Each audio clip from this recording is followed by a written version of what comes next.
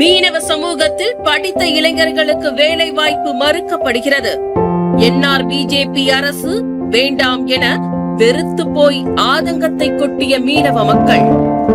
பிள்ளைங்க எல்லாம் படிச்சுட்டு வீட்டுல கிடக்குது. ஒண்ணுமே ஒரு கவர்மெண்ட் வேலை கூட இல்ல. அதாவது நிறைய படிக்க வச்சு நாங்க வீட்டுல வச்சுக்கணும், நாங்க உழைச்சு சோறு போடுறோம் பிள்ளைங்க. நாங்க என்ன பண்றது?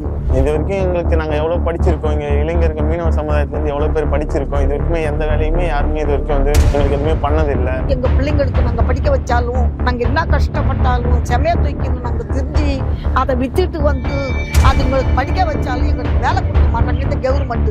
பிள்ளைங்க நல்லா படிச்சுக்குது, ஒரு வேலை வாய்ப்பு கொடுக்கல. எங்களுக்கு கவர்மெண்ட் ஒதுக்குறது சேர மாட்டேங்குது. இந்த கவர்மெண்ட் எங்களுக்கு தேவையில்லை, வேலை வாய்ப்பை கொடுக்க மாட்டாங்க, எதுவும் செய்ய மாட்டாங்க. இந்த கவர்மெண்ட் எங்களுக்கு தேவை.